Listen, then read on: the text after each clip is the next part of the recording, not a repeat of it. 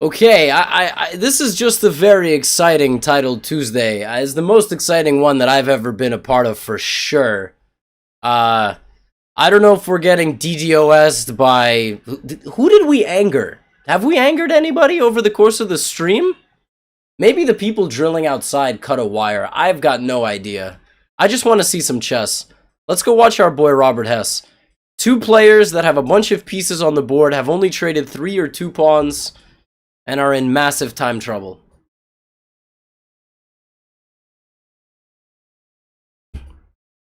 Who do we predict is going to win this game? I like Robert's position a lot.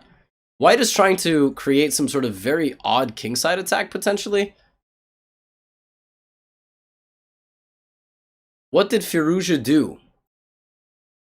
He lost. That's what he did. I don't know. Oh my gosh, he blundered a really nice tactic. Look at this. Rook d5. And the idea is to remove the guard of the c7 square to then plop a rook down. And it's just over. Alrighty. Robert is holding on to the attack and coming on the queen side. Excuse me, the king side. And now he's gone into f3. Wow, both players invading with the knights. This is a messy... A rook d2? Oh my... Wait, e3. He might have had e3 there. That would have been even nicer. Now does he have e3? Oh, Hess. And he wins.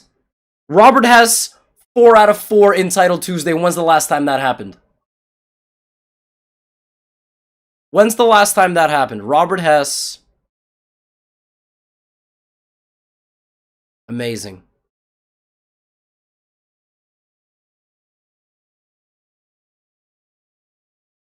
Hess is better than Firouzja. Okay, can we dial it back?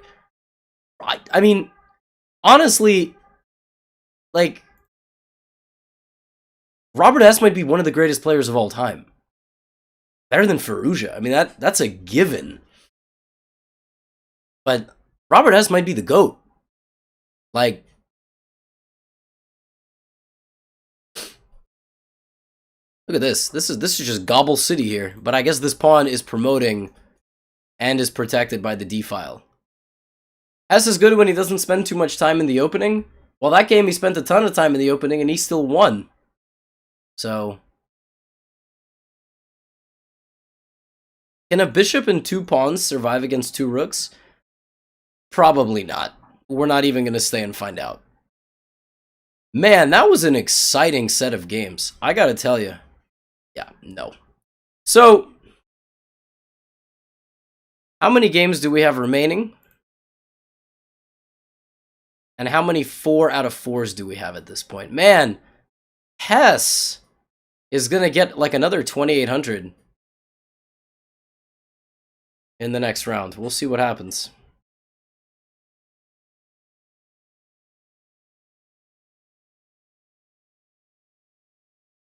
Okay, so this one is it winnable for white? Like, is this king far enough and this knight too close to the...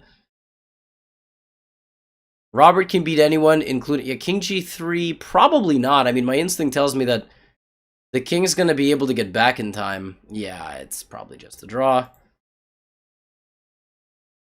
Le Quang Liem here has the white pieces, and this one is probably also a draw, because this knight and this pawn are simply too strong. This is a draw if you don't know how to win it. Wait, let's hold on. Let's stay here. Do you guys think...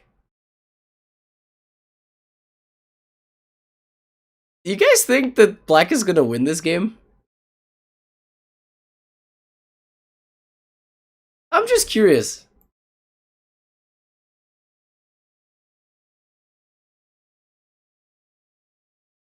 Oh no, it's winnable. It's winning.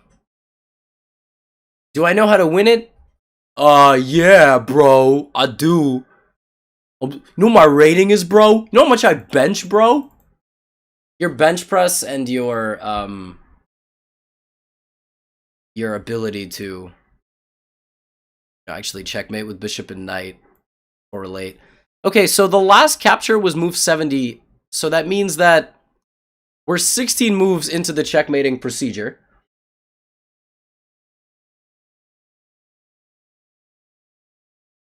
The first step is for the enemy to run into the wrong corner, and then there is going to be a process to get the king out. So the problem is that there is a precise way of getting the king to the wrong corner first. The wrong corner has to be the square opposite the color of the bishop. There are two of those corners. So we see black making progress, but this is move 23 now. And with low time, you might screw something up.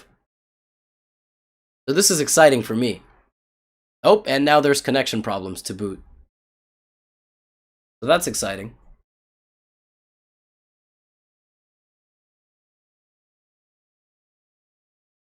Yeah, all of you people obsessing over titles and whatnot, both players are good chess players. Can we relax? Can you just breathe for a second?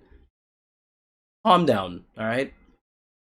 You're like the person at home eating sun chips that's like 1300 criticizing people for having different titles. Relax.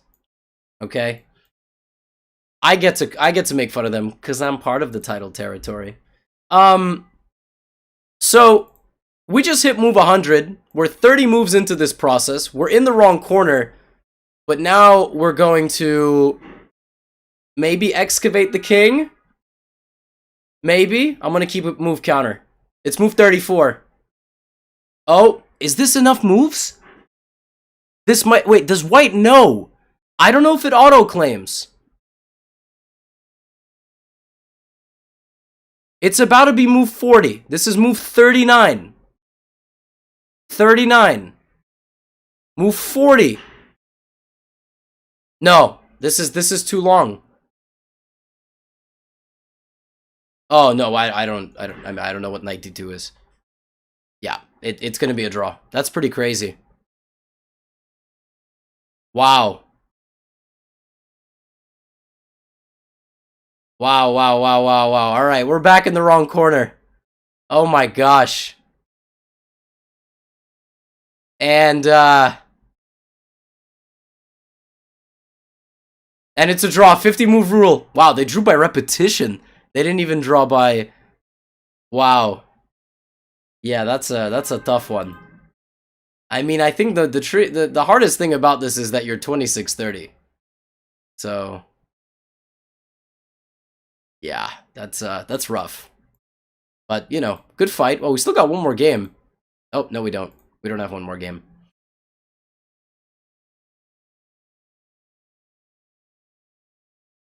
With increment, it is... Yeah, you should have won. Yes, but...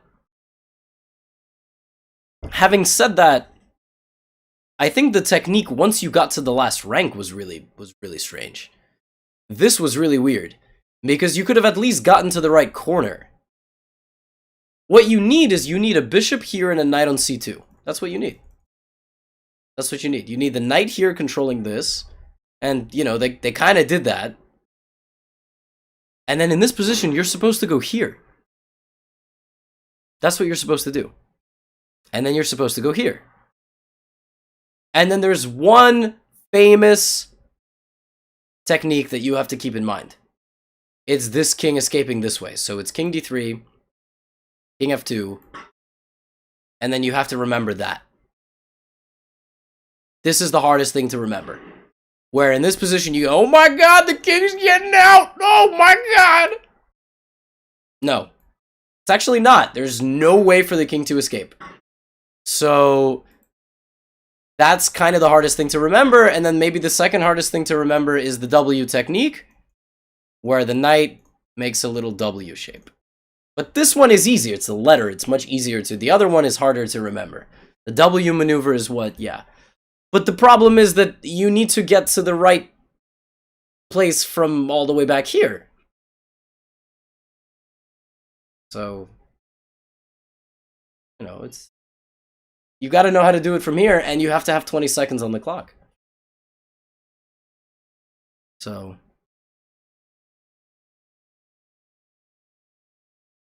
Oh, I thought somebody in chat was criticizing me saying it's the hardest thing in chess. I was like, I didn't say that's the hardest thing in chess. No, but it's kind of funny. I don't think it's... I would never advocate that it's necessary to know bishop and knight by force. You know when I learned it? I was like 2000. I'm not joking. I was a kid, though. Like, growing up, I got to like 2000, and then I actually learned how to do it.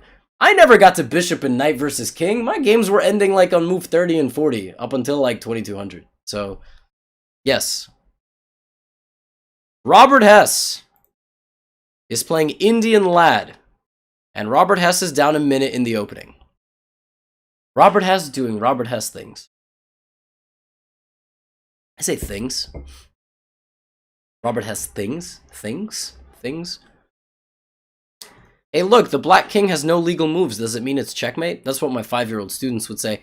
Robert Hess would love to move his knight. I'm curious, what was this opening? It was a Grunfeld with bishop f4, and then a queen trade, and then this. So that's what we have right now.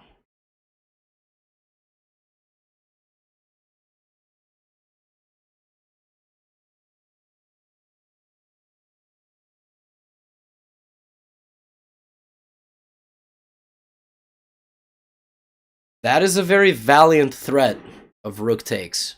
Very nice. Now the question is Black going to defend or move? Knight d3 does not work. Does it work? Knight d3 might be smart, but if b6 maybe is there b4? It does feel like Hess actually has a pull here in some ways. I mean, if he just gets 2 pieces out and plays a rook on d1, he should be pretty happy. But he's going to get himself into time trouble. What? Oh my gosh, that's such a nice move. Rook c5, rook d1 check followed by rook takes bishop. That is a nasty tactical move, I gotta tell you.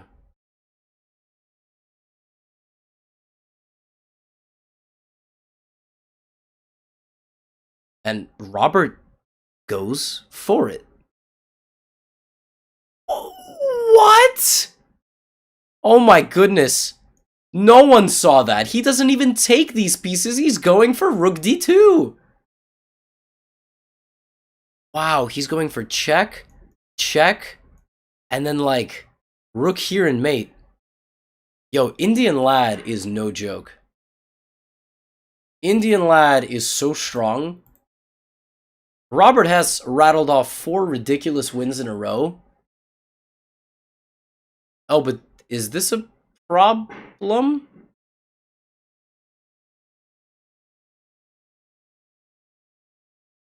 Rook d5, and then he's gonna get a rook off, but no, I mean, this is hopeless. Yeah, h4, but you can't actually move any of the pieces. Everyone's like, nice, rook d5, but none of your pieces can move, because if you move your rook, you lose your knight, and if you move your knight, you lose your rook. S is going to push some pawns, and then unfortunately, Robert is probably just going to resign. Naroditsky is playing the guy that beat Alireza, so if this Grandmaster defeats Naroditsky and Alireza back-to-back, or I suppose not in that order...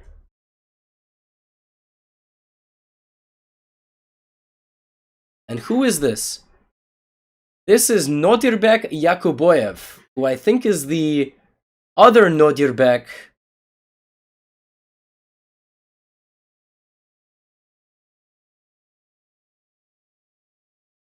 from Uzbekistan, who's a superstar.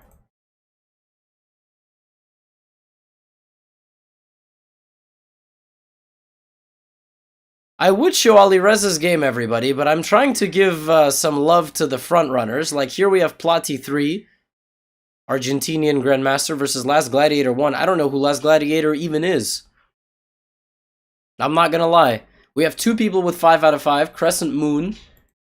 I wonder if we know who Crescent Moon is. Of course, at the end, we have to know who Crescent Moon is. Oh, we do. Crescent Moon is Trong Son Nguyen from from Vietnam. So he's a Vietnamese Grandmaster. Uh-oh! Sometimes when you defend your rooks from far away, bishop c5, there's a move that comes in between them that disconnects, and bishop f3 does not work because of check. And now black is simply winning. A blunder there, and last gladiator will be another addition to the 5 out of 5 club. Daniel Naroditsky won with a knight in an endgame earlier. Maybe he'll win again here. I think he should advance his h-pawn, but I don't know anything about chess compared to when you put me toe-to-toe with Daniel, so... Of course, black does need to be careful. If black overcommits to the center, then he gives the d5 square to white's knight, and then from there, white actually does have very genuine winning chances. If you ask me how, I'm not going to answer your question, because I don't know. But a combination of time trouble, various structural deficiencies, like the weak pawns near the king. I think Daniel is the one playing for a win.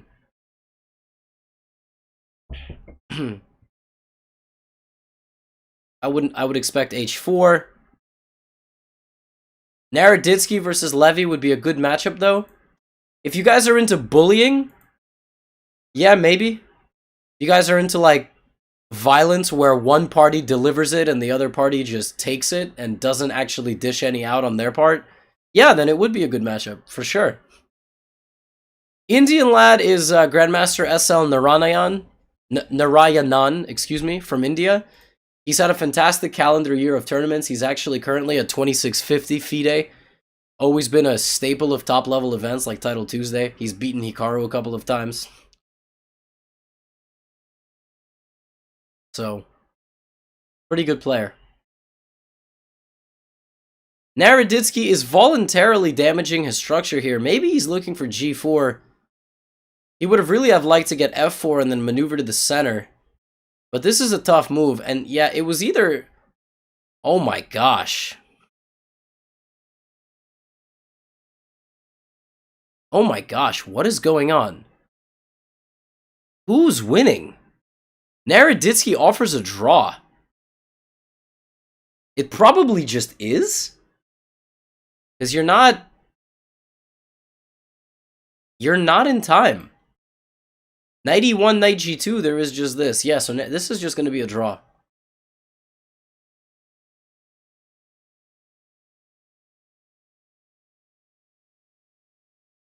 Vishva,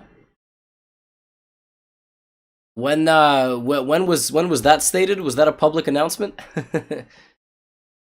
But anyway, more rook endgames. Go down the list here, boot up some games.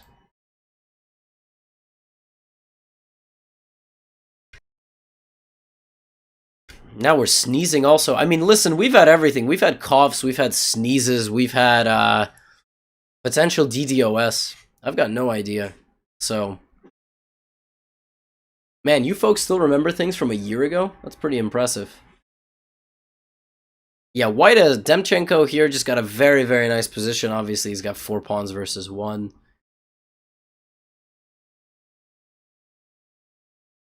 Solid win there.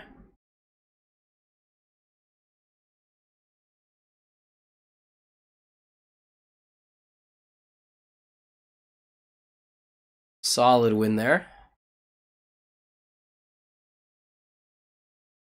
Here, Andrei Belozerov is just converting. I mean, he's just got a couple more pawn pushes and... Oh! How many more games do we have? Wonderful time. What is this endgame? What is going on here? Let's just remind everybody what we're even playing for here. Everybody's been asking me all these questions about prizes and why there's a Title Tuesday now and not later. I mean, oh my goodness. Look at all this money we have up for grabs today. You don't even have to stream it. You just gotta win.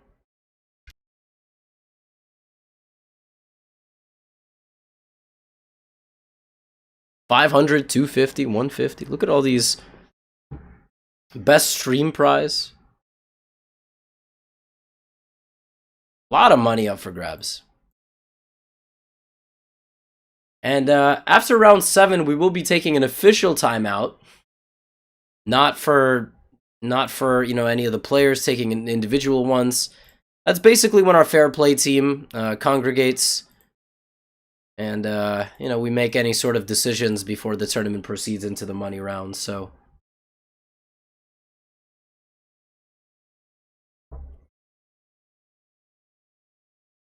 Well, we've got bishop and knight, but unfortunately in this endgame we also have a bishop, so here you're not actually going to be playing for a win. Okay, here we have a fascinating age-old, and this is an endgame as old as time itself. It's a battle between king and rook and king and rook. There's a message in the game chat. Gotta love idiots that play rook versus rook. That's, yeah, that's, even at local chess clubs, like over the board, I have seen titled players try to win king and rook versus king and rook against lower rated players. So, I've definitely seen it here at the Marshall Chess Club in New York City. You know, if an older player is upset.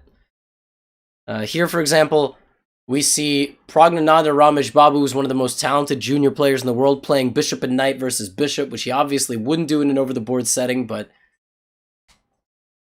you know, it is what it is. Why not? Can't hurt. Just make a couple of moves. Maybe your opponent will blunder something. Yeah, I mean, it happens, you know? It happens. I have lost some pretty ridiculous endgames in my life. I've never lost rook versus rook, but... And this is officially the final game remaining of the round. We are about to hit move 100. I think we should make like a thing. For every game in Title Tuesday that goes over 100 moves, we should give like $100 to charity. I think that's something that we should do. Hey, staff, are you listening? That's going to be our new initiative. And then every game is going to deliberately go to 100 moves. Oh, that's almost the fork. Oh, he's almost catching him. Just go bishop d4. Oh, man. Well, he's got 5 seconds. What? He's got 5 seconds. Oh, man. They drew by 50 move rule. Okay. And we're ready for round 6. We've got 3 players with 5 out of 5, a handful of players with 4.5. And at this stage in the tournament, players can begin catching each other by defeating players from a higher score group. For example, Ali Reza has 4 points, and he's playing somebody with 4.5. And, whoops. Shot myself in the foot. Alright, a Tarrasch with knight d5. It's a potential semi-Tarrasch with knight d5. Oh, interesting. No e4. g3 here. g3. An Indian lad versus Daniel Naroditsky.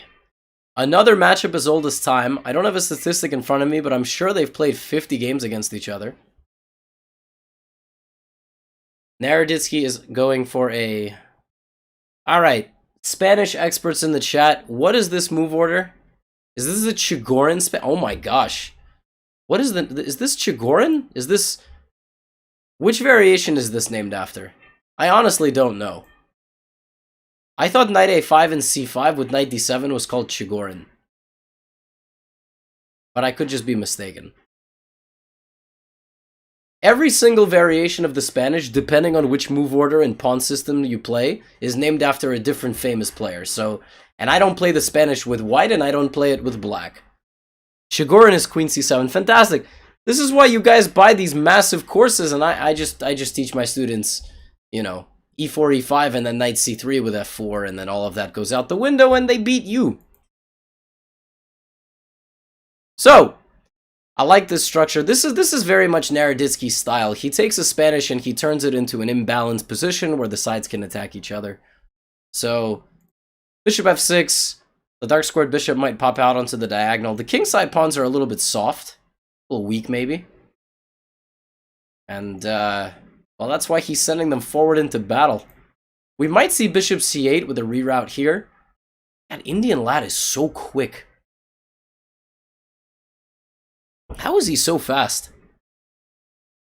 He's playing this so confidently. He barely spends more than 5 seconds on a move.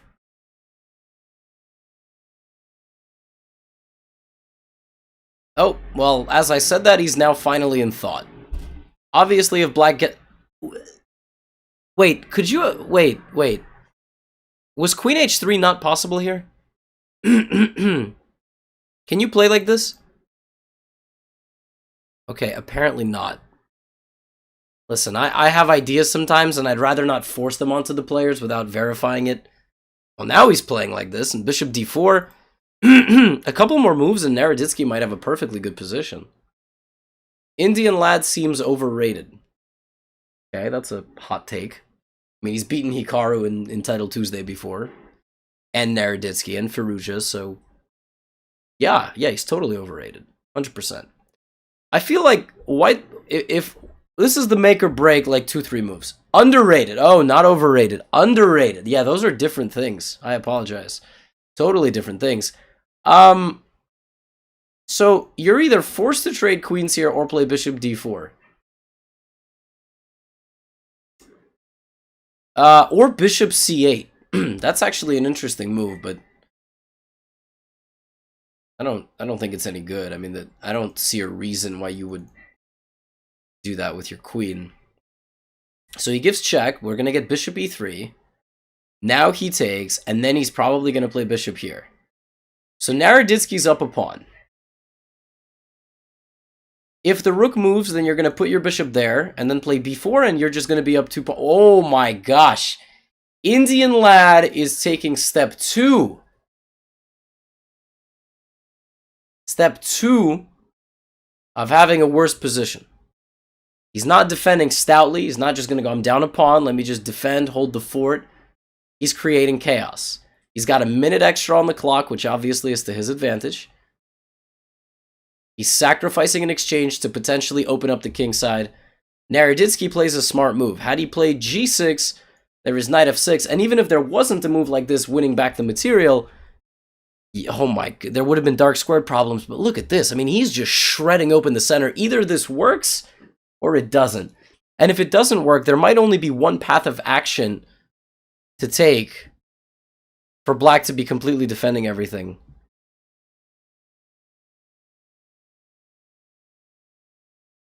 So it looks a bit scary. And every move that he's playing is coming in half a second, 2 seconds, 3 seconds. So you can't go really a5 because of knight c4. And this is him giving a pawn, but white's only really got 2 pieces attacking the king here. You know?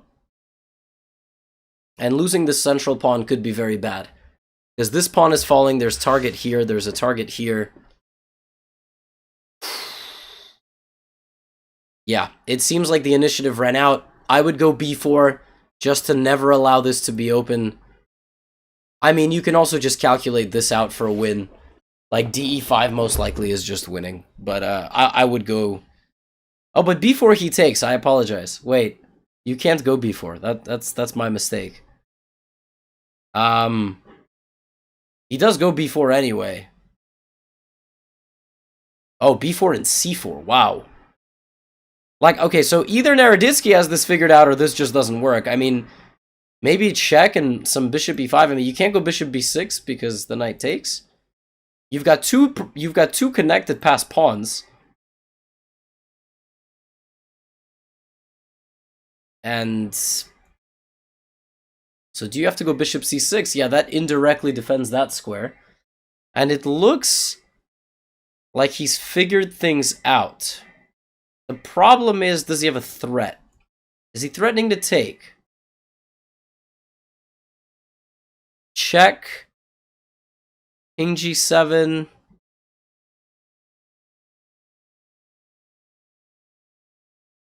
Some f-pawn move, maybe, to put more pressure? I mean, is there going to be a repetition? Is there a draw here, potentially? That's what Indian lad must be thinking about.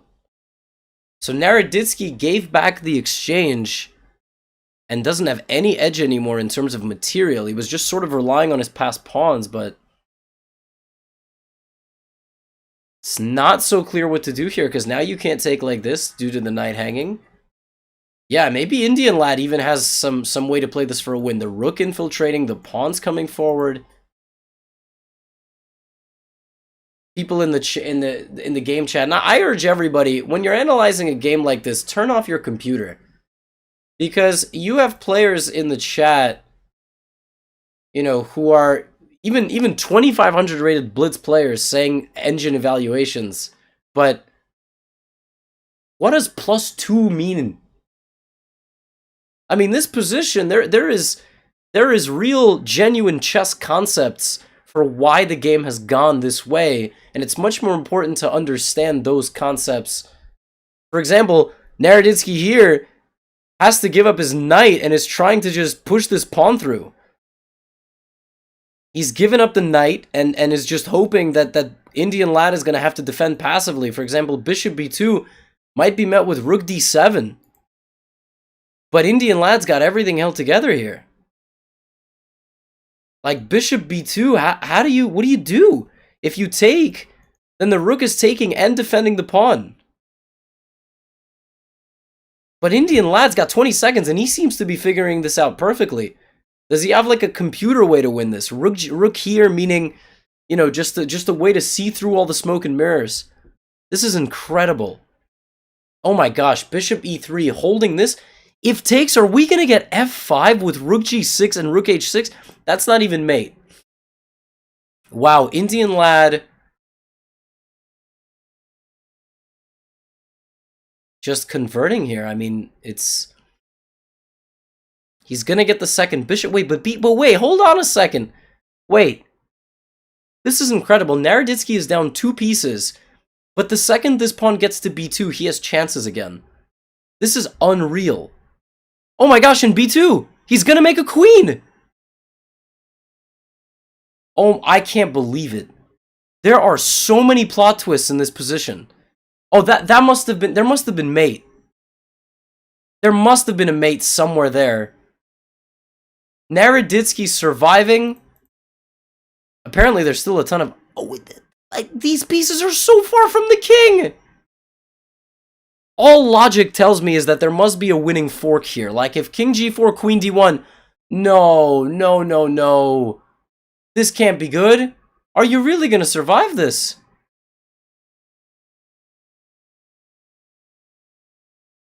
This is unreal.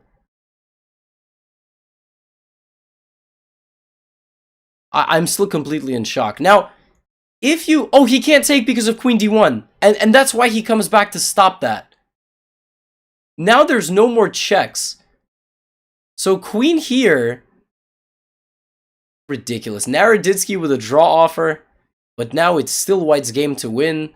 Rook, bishop, and 2 pawns versus queen is a win. But they've agreed to a draw. Wow. Wow. Okay, I really want to go back here. So let's just scan this with the compy. So this position was winning if Indian Lad had played the move that I was talking about, f5. I did say f5, but I didn't see the mate. Wow, f5 is force mate. Because if you take the bishop... Oh, you don't go forward, you go back. Oh my goodness. Oh my goodness. Slide back and mate the guy. Unreal. And if rook d5, you slide back and mate the guy. f5. And if rook e7, rook g6, g4, check, and then you just take the bishop. Of course. Of course. Everybody saw that.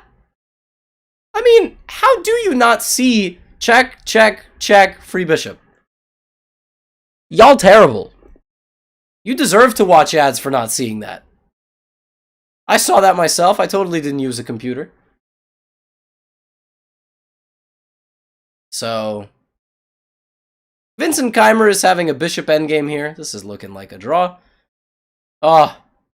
We've run into this WP guy a few times over the course of the show. And here we have somebody that knows how to checkmate with bishop and knight. Whoa! And this guy did it with like, yo, look at this. 15 seconds on the clock. This person needs to give lessons to that other person. For sure. Because this gentleman did it in about, wait. This gentleman did it in... Wait. Move 68. 42 moves. Yeah. 42 moves. 2 more games to go. This game is utter nonsense and chaos. And who's even trying to win? Black? Because black is up a pawn. I just counted. See that? I know how to count. You guys know how to count?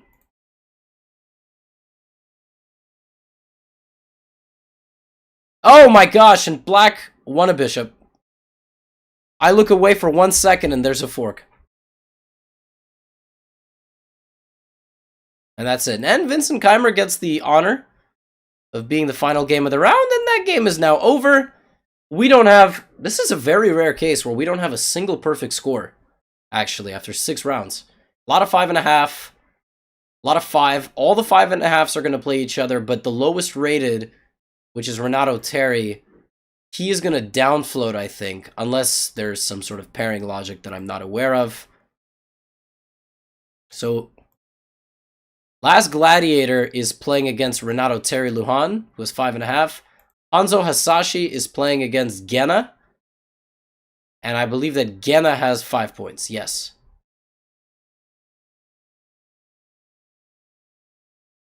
So here we have a symmetrical English, which is a pretty good opening to play if you'd like to lull a toddler to sleep.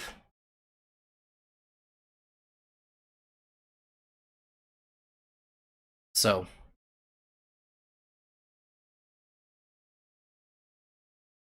you know. But this is actually a way that players have been playing as of late with an early d4. There's actually a book that came out recently called Modern English or something by Kirill Georgiev, and you just play a very quick d4, and black plays e6, a3, e4, and you just try to make some degree of imbalance. I'm a big fan of the English. I like the English. I like d4. I like e4. I made a course recently on e4. I'm not allowed to advertise that here, but what are they gonna do? Take my pay and donate it to charity? Yeah, big idea. So, but my problem with the English is the symmetrical. Just c4, c5. You know, but black as of late has been trying to instigate with e6 and all these different systems. So this is how you know, this is one way to do it. But yeah, I mean, like, why give black all these opportunities? I don't know. I've stopped playing the English because I'm not super convinced that I have a good weapon against this against the symmetrical with c5. So. Good question in the chat. You guys can actually ask me a lot of questions after this round when we're going to take an official timeout. But did learning chess help me... Did learning Russian help me learn chess? No, I think that's a completely garbage and ridiculous theory. Propagated, though, by private school parents here in New York City. I personally know of families here that have worked with coaches and teach their kids chess in Russian. Okay? I know stories of these situations. So, yeah. I like this maneuver, though, by white. Doubling up the artillery on the D file. And there's always this moment, when do you go b4, b5, soften up this square and maybe land a knight on the d5 square. And it's apparently happening right now, so stay tuned. I don't know if he's going to go b5. Okay, no, he's just improving and then, you know, building, and He's not working on the living room before he finishes the outside fence. You know, he doesn't want to do two things at the same time. He's just, you know, nice and solid, and so... No, Max, I don't think that the parents here know that story. I just think it's a theory of some sort. Anyway. Am I talking about Naroditsky? No, Daniel grew up in a Russian household. I'm talking about non-Russian speaking households that deliberately learn chess in Russian. Crazy theory. So, that pawn's hanging. At least I see how bishops go. That is a free pawn. Like, if I... And it's been stopped. And now the big question... I think you do nothing here. Just go knight d5. Because the thing is, you're happy if this happens, maybe, because b6 softens up. He takes, fine. And now maybe knight d5 or queen b6 in some positions. Got kind of a nice move. Getting a little bit closer. Oh. I don't know when you guys are joking or not. This knight is the only problem that white has. Like, if you got this knight to d5, white would be demolishing in this position. And the other problem is that black can basically at any moment play knight d4, just the same way you can go knight d5. So,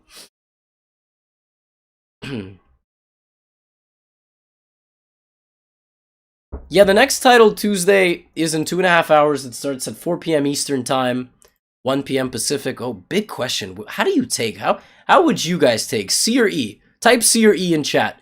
YouTube, Twitch, Mixer, Twitter, Facebook, type C or E right now.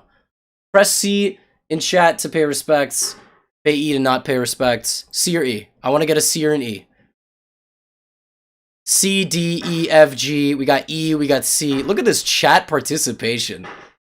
Look at this. You guys are on fire. On fire with your letters. C or E right... Oh, somebody wrote C or E right now. Okay, good. Wow, look at white. Not afraid to take a stand. Everybody. Come take my hand. We'll walk this world together through the storm. King is going to come out to f3 and then probably go right back to g2. He's not scared. And this bishop is not particularly impressive either, right? I mean, it's just biting into a pawn. This is a game going to be very much played by the pieces. Very much played by the pieces. Because the pawns really have no play here. You're both looking at the same exact pawn break, either f4, f5.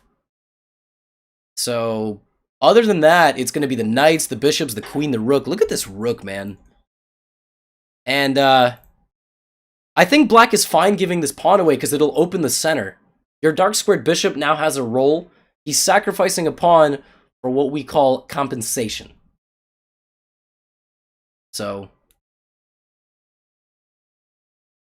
black is giving away the pawn, and he's saying, I'm going to get compensation in the form of active piece play. Potential target in the future on e4. Someone just said white is worse. I don't know about that. I mean, white's up a pawn. White's got a lot of good claim to fame in this position.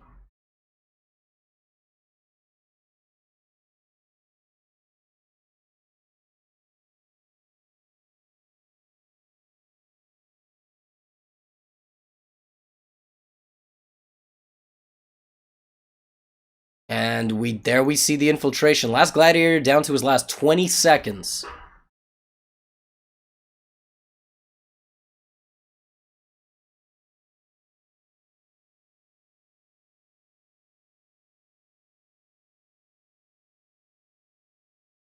These are all moves to consider. Now really the question is, oh, and Demchenko wins. So now he's got 6 out of 7. The other matchup, which involves a 5.5 pointer, he's just up a full piece. This guy's going to get 6.5. Nodirbek from Uzbekistan. Yakuboev. Definitely cruising right now to 6.5. Crescent Moon playing Indian Lad. The matchup of 5. Yo, what? Who is what color here? Black is here. Okay, so black is going that way. Okay. I thought it was the other way. I thought white was promoting all his pawns and black was promoting all his pawns. For a second. So. Firouzja wins. He's at 6 out of 7. And so what is happening? Black is going to win this pawn and promote a queen? Is that what's going to happen? Is black going to win these pawns? It's so crazy how black's pawns are perfectly contained. Perfectly containing white's pawns. I should say. Wow. Okay.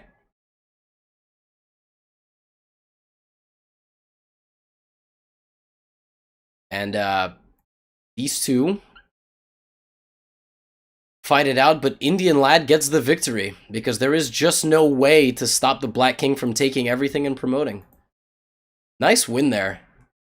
Very nice win from Mr. Indian Lad.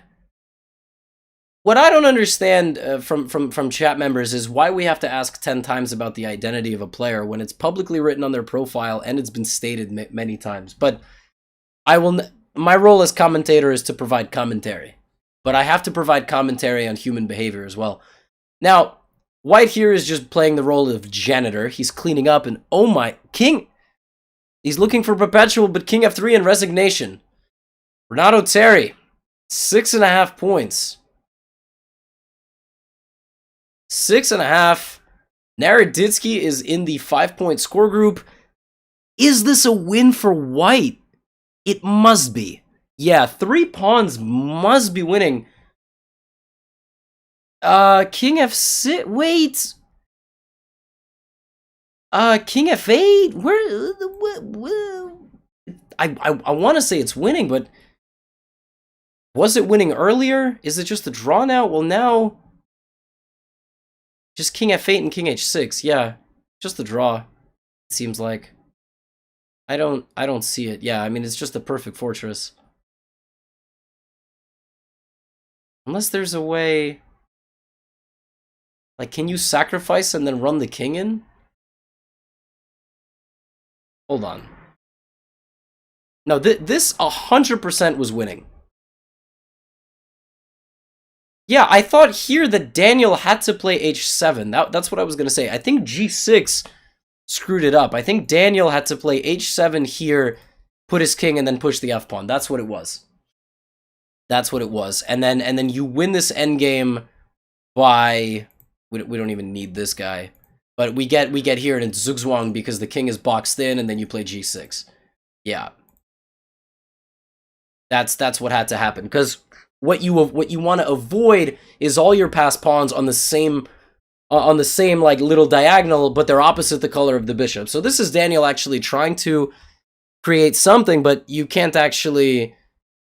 You can't, because you're not gonna support the pawn. So when we tuned in, my evaluation was correct. This did strike me as a winning endgame because when White plays h6, this looks right. This setup, this kind of formation. Right now, what's preventing White from launching in with the king is that you would lose this, and then Black is quick enough. But he needed to play h7, which looks overly committal. Like, to go h7, bishop b2, but then this king g6 move is super important. Without king g6, I'm not sure you're actually winning here. Like, if you don't find king g6, if you only look at this and king f8. So, yeah. Yeah, Daniel will be kicking himself for that one, but Daniel still has 2 games to go. And 5.5 points, but it gets a lot closer now toward the end, and I'm not sure anybody else that we're looking at really has any... Yeah, that endgame could have been featured on Every Russian Schoolboy Knows. But, look, in 3-2 and this kind of a situation, you know, it's easy to go wrong, I think. My opinion.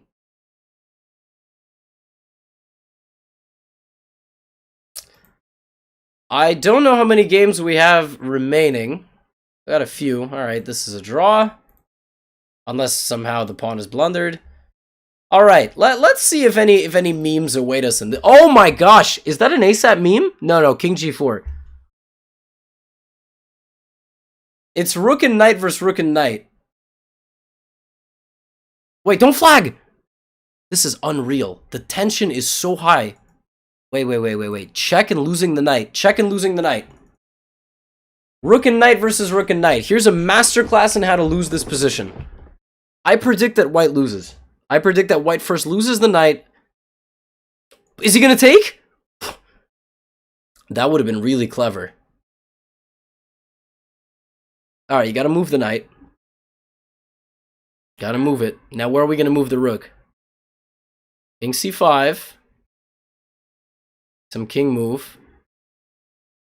I expect here, check, king moves like rook down, check. Rook and knight versus rook is a draw, but there is no harm in playing on.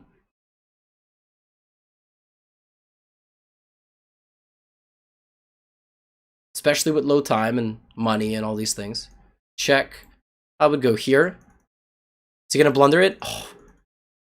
I keep trying to bait the player into making a mistake, but check, and I've had to draw this once before over the board. I mean, it's not super stressful. In my opinion, it's much more stressful to play. And honestly, yeah, if you're afraid of losing, just keep your king and rook really far apart from each other, and you really can't screw it up. So, how much is the prize money? 500 for first. I would avoid doing this. Oh my, oh, whoa, it was there. Oh my gosh. Oh my god. Go back, go to king e2, please. Oh my god, I am speechless. That is the only thing that you have to look out for in this endgame. So he's gonna see this for sure. But is he gonna see it now? Okay, let's go king here. He's gonna give a check now. King d4, and yeah, and back. And it's probably just a draw now. It's not gonna, you're not gonna get another opportunity.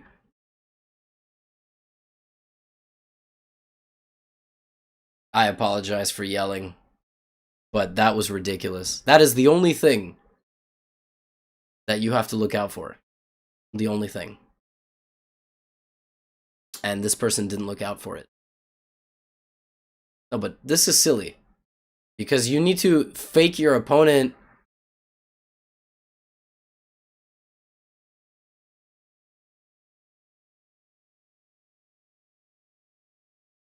And yeah, like, fake them into playing rook there or something.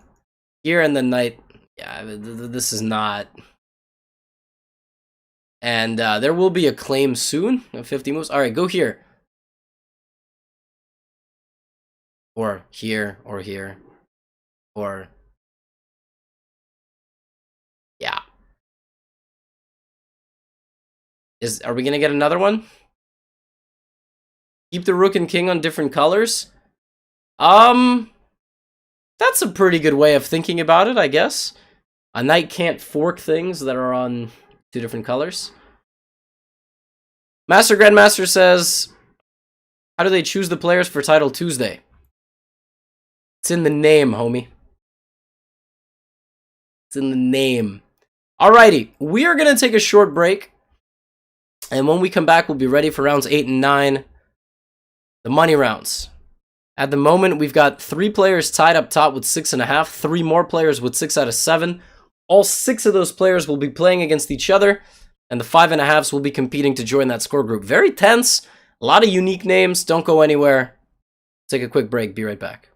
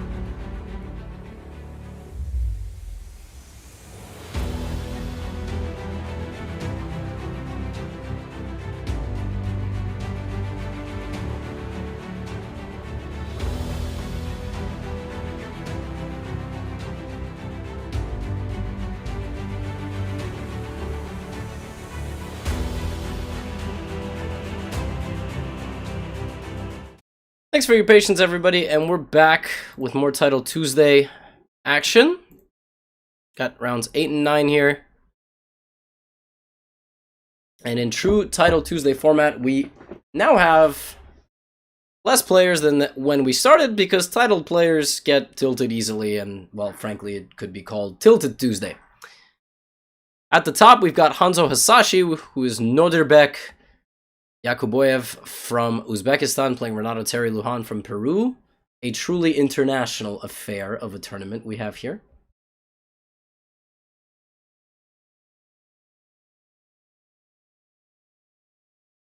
And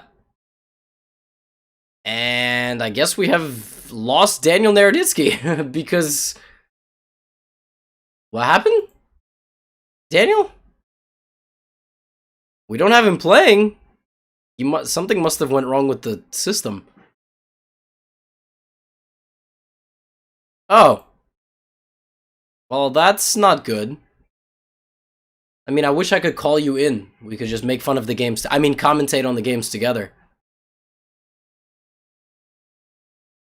Man, and Daniel was in the running. I mean, he was a point out, get a couple of wins, get in top 5.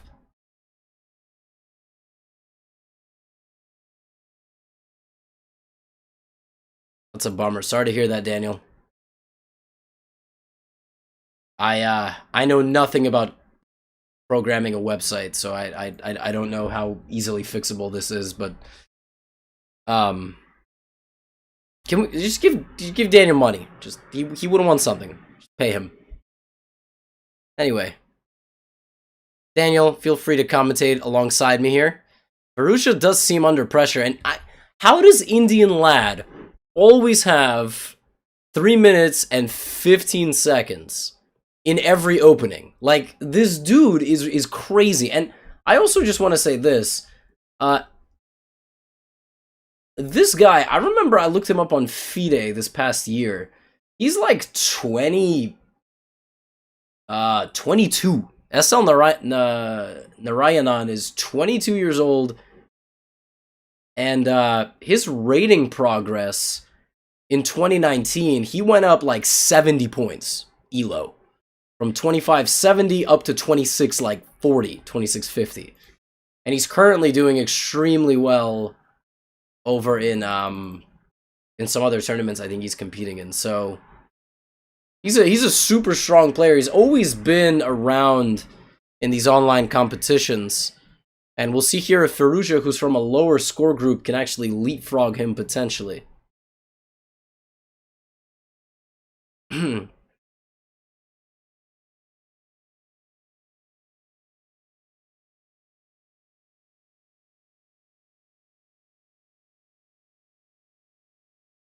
see what else is going on here. How's this game? This one's a fight. I like this one. I mean, with the exception of same-side castling, they've got a lot of tension building here. I don't like White's internet connection.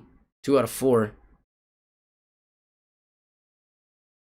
So, 94 here is possible to chop this down, but do you really want to do this? And at the same time, Black's pawns are so far back. So far back. At some point, you have to start creating some sort of body of pawns here to get some work in. Unfortunately, ever since we checked in on Robert, he ended up losing 3 games. Although against Indian Lad and then Gena, who's a 3000 rated, IM GM. So he started out red hot, cooled off a little bit. I love this light scored bishop though. Oh my goodness, really feels like Renato Terry here is figuring stuff out. With the exception of a weak c7 pawn, he's got a very nice position.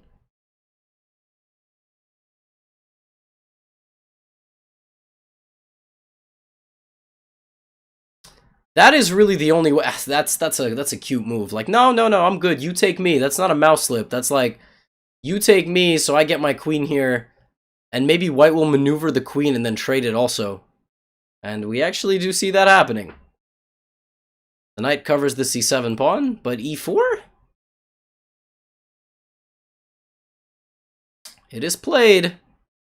C7 is hanging, A3 is hanging, and E4 is hanging, and then D6 might be hanging. I don't like that. That I disagree with, because now the D5 knight will live here forever. That I don't know why you would voluntarily allow the knight to be on D5. I just think black is much better here. With the exception of control of the C file, if somehow black figures that out, black will be happy. Question is how.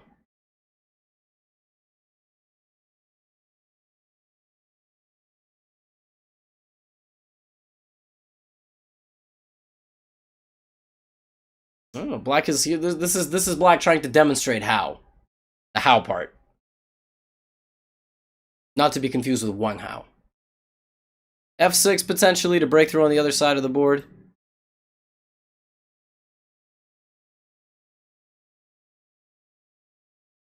Alright. Alright. Maybe we get somewhere. I don't like that Firouzja's got 30 seconds here.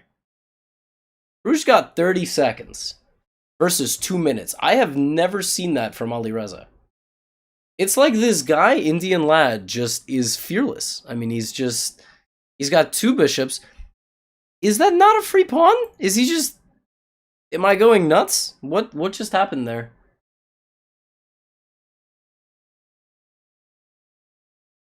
All white's got to do is win that pawn, and everything falls apart for black. Because you're pushing, and it's supported by 2 bishops. And can you guys stop banging metal on metal, please? I'm trying to do a show. And my job is more important than your job. Said no pretentious New Yorker ever. F5 would be a way to just kind of maul the center area. King G7 probably. Or that move, which gives away F7 completely. For some reason that I don't understand. Yeah, why did he... I guess Alireza just calculated this out to be fine for him?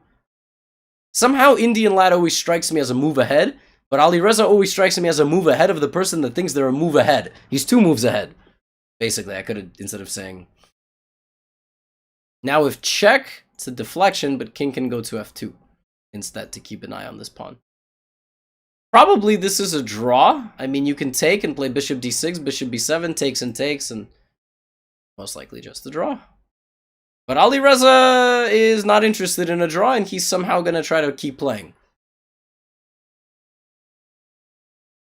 So...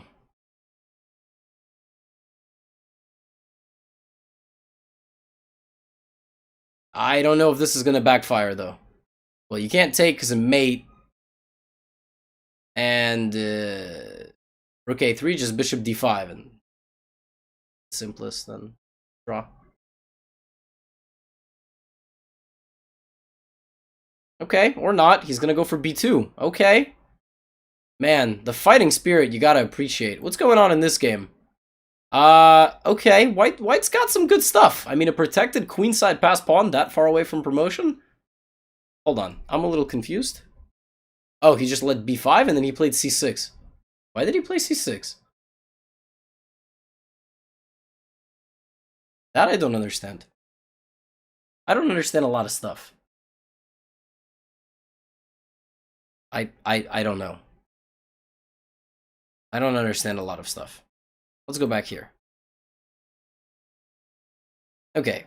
He's sacrificing... Wait, did he blunder rook B... No, he didn't. No, he didn't, because A7. Nice. Okay, that's creative. We're leaving this game because there is nothing to analyze here anymore. This is obviously just a draw. That is why I left this game. There was no need to be so frustrated. I saw somebody said... Somebody in... It's a draw. It's an opposite colored bishop endgame, and neither side is going to make any sort of progress. So relax. We're not missing too much. I promise. Here, this is much more interesting, because Renato's knight lived on forever, but Mr. Hanzo Hasashi... Who is Hanzo Hasashi? I gotta look this up. Who's he named after?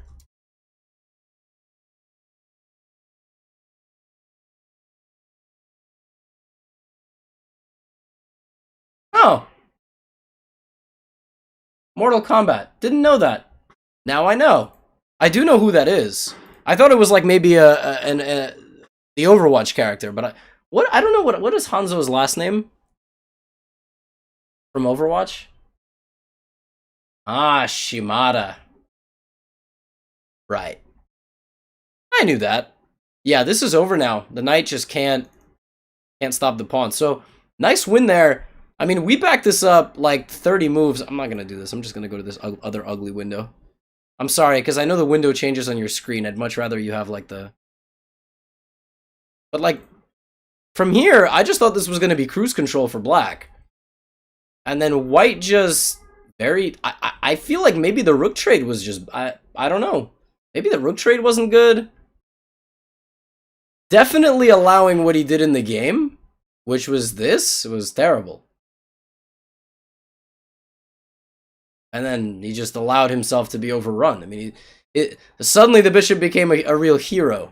All right, and we're playing till mate. That's mate. Just kidding. Okay. And Nodirbek wins again. Nodirbek is winning the tournament with 7.5 points. He's the only player on 7.5. He probably is going to play Demchenko, unless I'm not mistaken. And now it's basically up to whoever can beat one of these guys.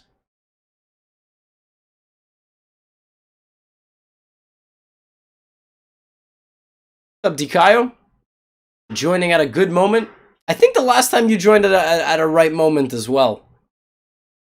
It was money round, I think. So, Mr. Nodirbek Yakuboyev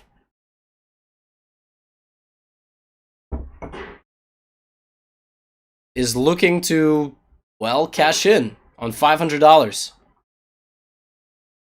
Nice money prize there for him. Oh, we still got a game. I apologize. I thought all the games were done. Okay, more rook endgames. This one...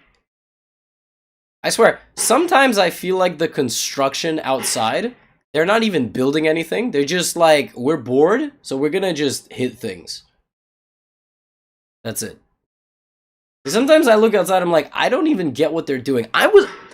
So, for the past week, they drilled the whole morning outside my house to break the concrete, and there was dirt below. Then they put this little green, like, weird grid thing. I don't know if it was metal or some special construction material. And then they put concrete on top of that thing. So, I just went, they just destroyed the ground to put some thing in place, to put construction back over the thing. It wasn't wiring of any sort that connected to the building. What were they doing? Anybody with construction knowledge, can you please tell me? Like, what was that? Why did they need to destroy concrete to put a little barrier of little green tube-like things that were interconnected and then put more concrete? Like, it didn't look like piping. It didn't look like fiber optic cables. I don't know. I mean, it straight up looked like, yo, man, we just gotta, like, break stuff and then get paid for it. I don't know. Look, we got a rook endgame here. Shimanov got the black pieces. Trying to win, trying to make a little swindle. Of course, if h3, king takes, rook here.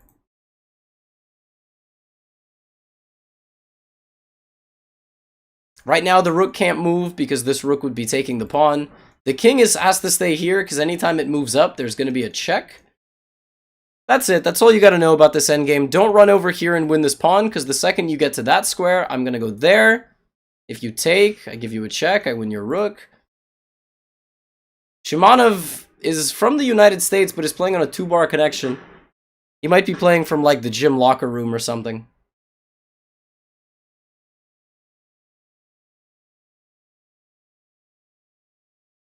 Huh.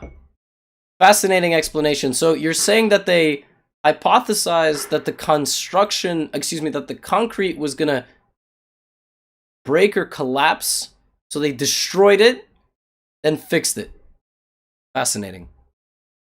Alright, and now Shimanov has lost his pawn. Despite the extra pawn, it's unwinnable because you can't move your rook.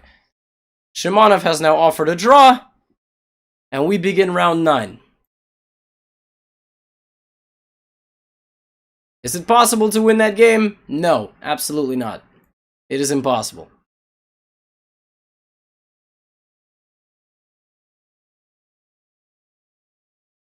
Somebody waited for the game to conclude to then criticize Mr. Shimonov. I love when Chess.com observers are notorious for this. They wait for the game to finish because that's when the players see the chat and then they just insult you. You know? Anyway. Here we go. Demchenko, Hanzo Hasashi for all the marbles. Indian lad, Renato Terry. Yeah, Renato Terry Lujan. That's the matchup. We've got a matchup between 7 and 6.5, between 7.5 and 7. I'm gonna stay right here. Sometimes in the final round of Title Tuesday, the person trailing by half a point offers a draw in like 10 seconds. And if that happens here, I'm a flip out because that's garbage. You got the white pieces, you're half a point behind. You beat this guy, you win Title Tuesday. Come on.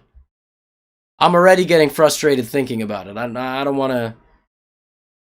And this is already interesting. This is black playing for some sort of imbalance. He's looking to create a knight versus bishop situation. There's b4, a4 advancement possibilities on the queen side. I don't exactly know the theory here. This knight can live a big life. It can go to c4 to f1, e3, g3. And yeah, there is also this where you just go, I don't want you to take my bishop. I'm gonna play...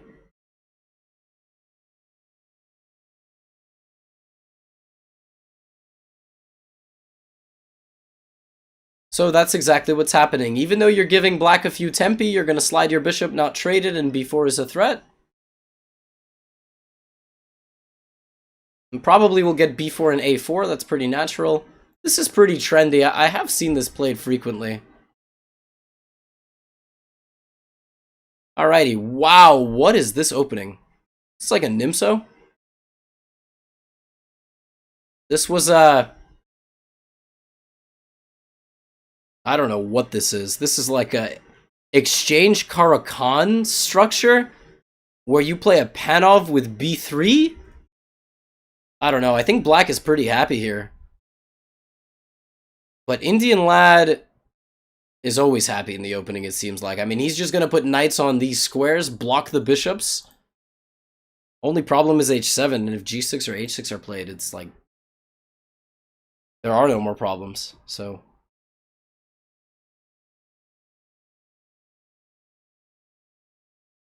Position just looks... fantastic.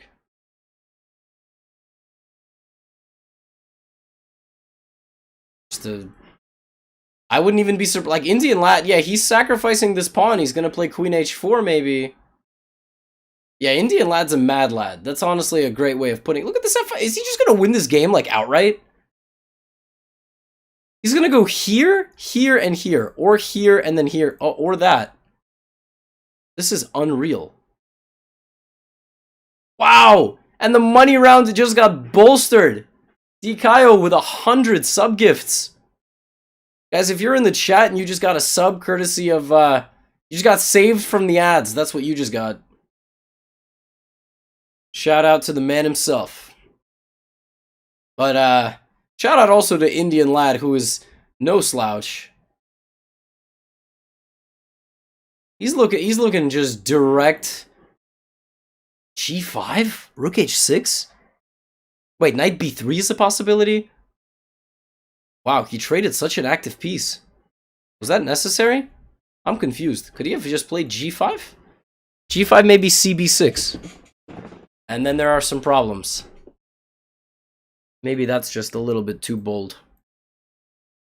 So he's going for b5 and then the knight can go to c4.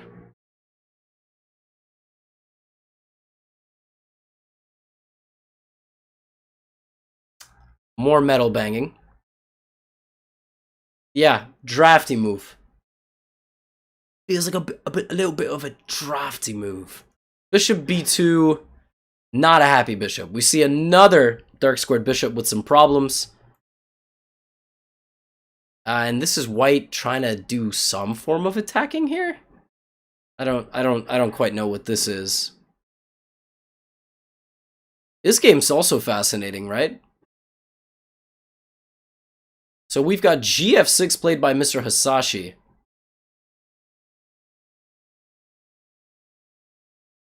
Wow. Somebody just got a tier 3 sub. I'm not sure what that gets you on this channel. Does that get you like a foot rub? Chess staff, can we, what do we give our tier 3s? Can they get a... Demchenko has offered a draw. I am so mad it actually happened. I guess he wasn't happy with his position. And now all of our attention has to go to this game. Mr. Hasashi has 8 out of 9. He is guaranteed first place. And the drilling has commenced. Not only are they drilling, they are also hammering. That's their celebration for Hanzo Hasashi. 8 out of 9, undefeated performance. That generally gets you... Man, look at this. Talk about overcommitment to the H-file.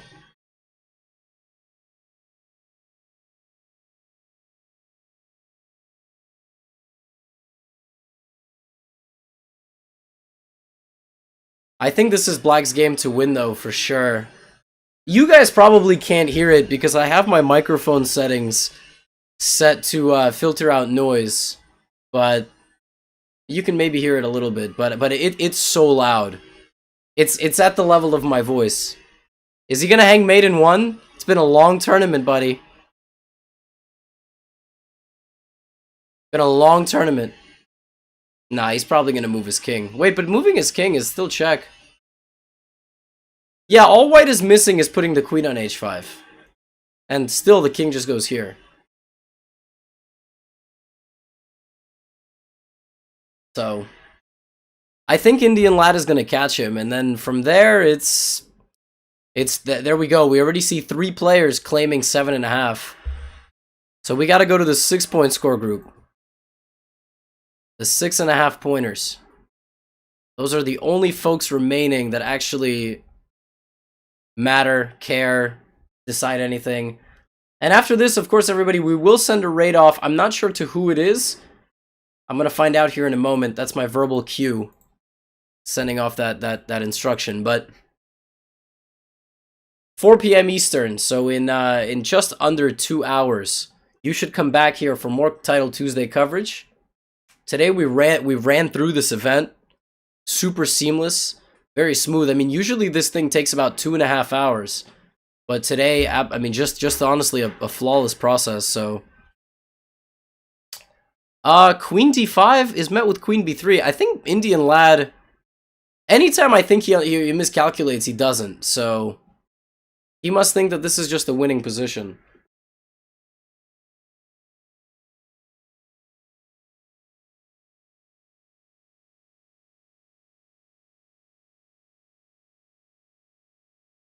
Check. Check.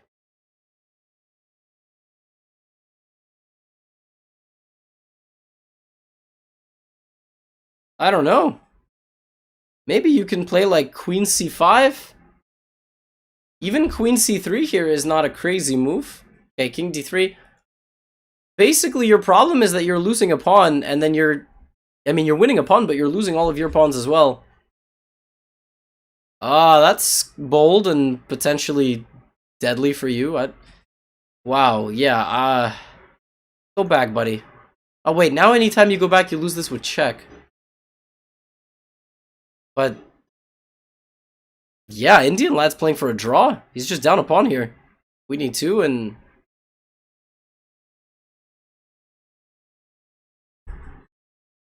I mean, if Indian Lad wins this position, I just have nothing to say to you. I don't actually know. I don't choose who we raid, guys. I'm sorry. I genuinely don't know. So, wow. Indian Lad is getting real close and personal with these pawns. Is he really going to take that? That is crazy if he takes that. But this king is just a beautiful demonstration of king activity. Yo, this is nuts. He might actually win this game. I don't know how he's... I mean, this king march is legendary. But white's created a pass pawn as well. Check and just push. So now he's going to give a couple checks to win some time, come up with a plan, or he's just going to make a draw. It's a big money game. He wins this game, he gets a couple hundred extra dollars. There it is. We might get a check and a push. Check and a push. We might get a 4-queen endgame. Don't blink. But putting the king in front of the pawn? I don't know about that. Check? Maybe check there?